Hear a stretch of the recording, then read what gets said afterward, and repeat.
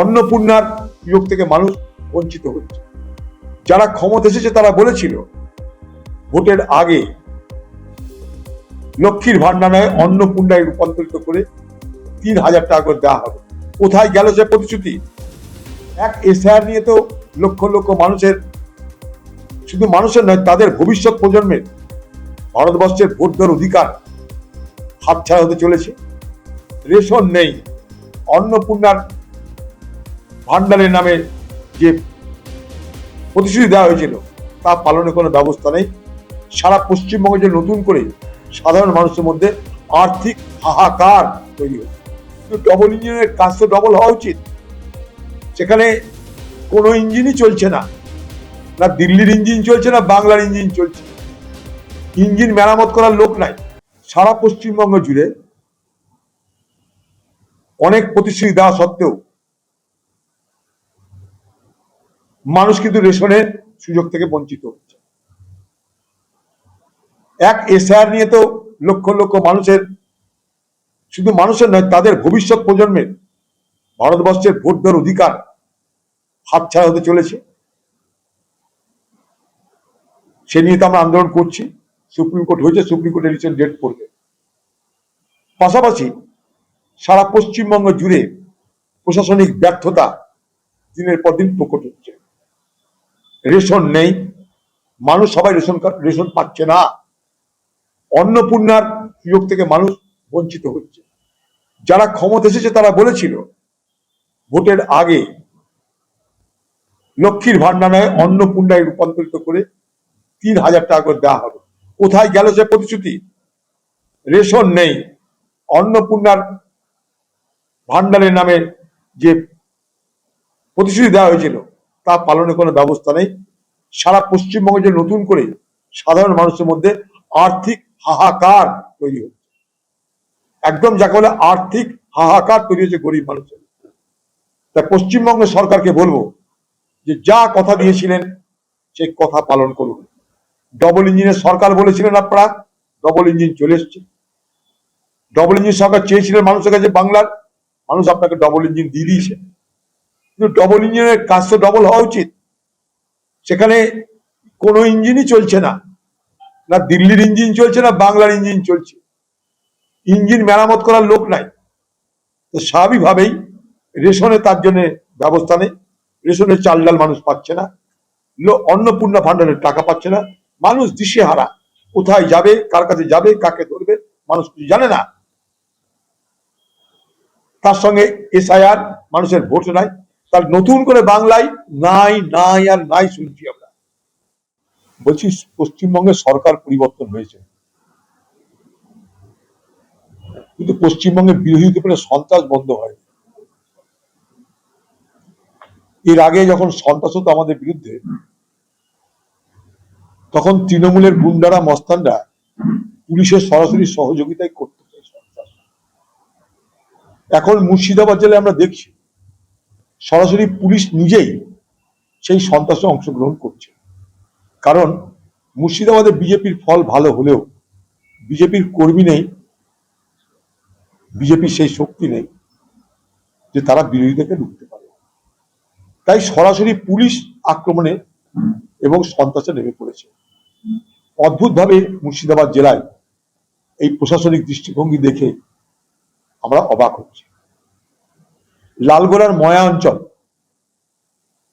অন্য দল থেকে বিতস্তব্ধ হয়ে, যেমন পশ্চিমবঙ্গের বিভিন্ন জেলায় তৃণমূলের লোকরা, তৃণমূলের কর্মীরা কংগ্রেস দলে যোগদান করছে, সেই একই প্রক্রিয়ার প্রতিফলন মুর্শিদাবাদ জেলার ময়া অঞ্চলে হয়েছে।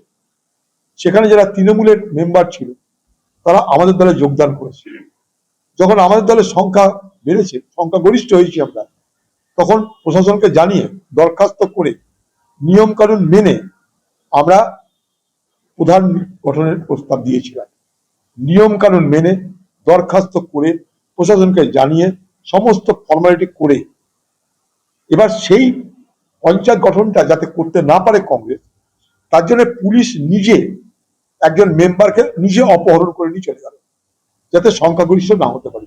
অর্থাৎ এই জেলাতে পুলিশ কংগ্রেসের সঙ্গে যোগদান করে যাতে কংগ্রেসের বোর্ড গঠন না করতে পারে, তার জন্য নির্বাচিত জনপ্রতিনিধিকে অপহরণ করছে। অপহরণ মিনস অপহরণ, কিডন্যাপ করছে। এই লালগোলা থানার নেতৃত্বে ময় অঞ্চলে যাতে প্রদান করতে না পারে। অর্থাৎ আমাদেরকে আগামী দিনে এই মুর্শিদাবাদ জেলায় প্রশাসনের বিরুদ্ধে লড়বার কথা ভাবতে হবে, মানসিকতা নিয়ে আমাদেরকে নামতে হবে, জেলা জুড়ে আন্দোলন আমরা করতে থাকবো। পুলিশকে বলো পিলেট গান জোগাড় করে রাখুন, কারণ পিলেট গান তো চালাতে হবে। এখন তো পিলেট গানের বাজার চলে এসছে। যদি ভারতবর্ষের ছাত্রছাত্রীরা পিলেট গান হজম করে আন্দোলন করতে পারে, আমরাও পারবো। আমরা প্রশাসনকে কিন্তু ভয় করি না। অন্যায়কে অন্যায় বলবো, ন্যায়কে নাই বলবো। আমাদের উপর সন্ত্রাস হলে আমরা কিন্তু মেনে নেবার জন্য এখানে বসে নেই। দেখুন, পশ্চিমবঙ্গে সবাই জানে যে বিদ্রোহীরা কারা, সরকারে কারা, তৃণমূল কারা, আর গাদ্দার কারা, সবাই সবকিছু জানে। এই সমস্ত যারা গাদ্দার, তাদের মধ্যে মুর্শিদাবাদও কয়েকটা আছে।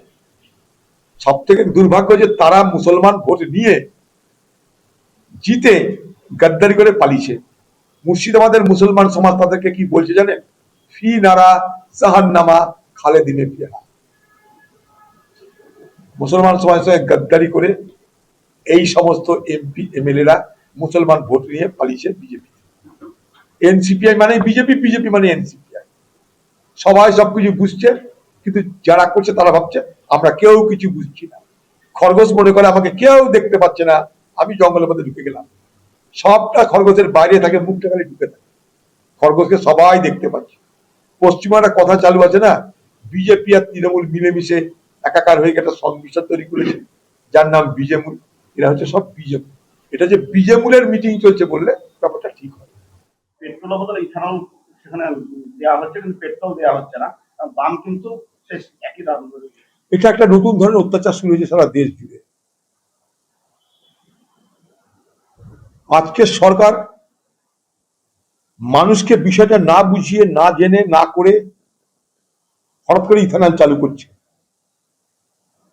যার পয়সা সে পেট্রোল কিনবে, তার ব্যবস্থা থাকছে না।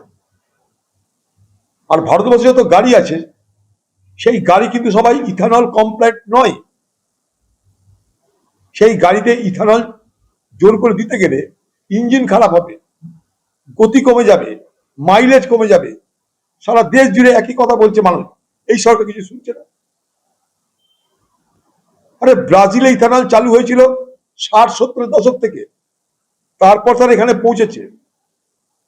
আর আমাদের এখানে বিপ্লবী মন্ত্রী গাডকারি আর পুরী, যাদের সঙ্গে বাস্তবের কোনো সম্পর্ক নেই, তারা জোর করে ইথানল চাপিয়ে দিচ্ছে। ইথানলের সন্ত্রাস শুরু হয়ে গেছে। E20, তারপরে 30 করবে, তারপরে 50-60 কত কি করবে বিকশিত ভারতের জন্য। কিন্তু এটা E20 না বলে T20 বলা উচিত। 13-20 এটা, E20 নয়। আমাদের এখানকার মানুষ তারা জানে যেখানে ফ্লেক্সি ইঞ্জিন পাওয়া যায় না। একটা গাড়ি কিনতে সারা জীবনের রোজগার বেরিয়ে যায় মানুষের। সেই গাড়িতে কি ব্যবহার করবে না করবে তার কোনো বৈজ্ঞানিক ব্যাখ্যা নেই। আপনারা বলছেন সব ঠিক আছে মানে ঠিক নয়। আপনারা বলে দিলেন ভালো হবে, তার মানে ভালো আমরা মেনে নেবো, তার কি মানে আছে? কোন বৈজ্ঞানিক পরীক্ষা নিরীক্ষা হয়েছে? নিরপেক্ষ বৈজ্ঞানিক পরীক্ষা নিরীক্ষা হয়নি। এখানকার ইঞ্জিনগুলো সেরকম ভাবে অভ্যস্ত নয়। হঠাৎ করে আমরা প্রতিদিন নিরামিষ খাই, পান্তা ভাত খাই, হঠাৎ করে যদি বলে না দুবেলা তুমি বিরিয়ানি খাবে, সকালে চিকেন বিকেলে মাটন, তার সঙ্গে ফিরনি হালুয়া, পেটে হজম হবে না আমাদের। মানুষকে অভ্যস্ত করাতে হয় ধীরে ধীরে। কদিন আগে দেখলাম যুবরাজ ক্রিকেটার সকালবেলা 20টা ডিমের অমলেট খায়। কাকে যদি আপনাকে খাওয়া নয়, হজম করতে পারবেন? গায়ের জোরে চাকরি করার চেষ্টা করা হচ্ছে। আমাদের ভিডিও ভালো লাগলে লাইক এবং শেয়ার করুন। কমেন্ট সেকশনে গিয়ে জানান আপনাদের মতামত। আরও ভিডিও পেতে আমাদের চ্যানেল সাবস্ক্রাইব করুন এবং প্রতি মুহূর্তে খবরের আপডেট পেতে প্রেস করুন বেল আইকন।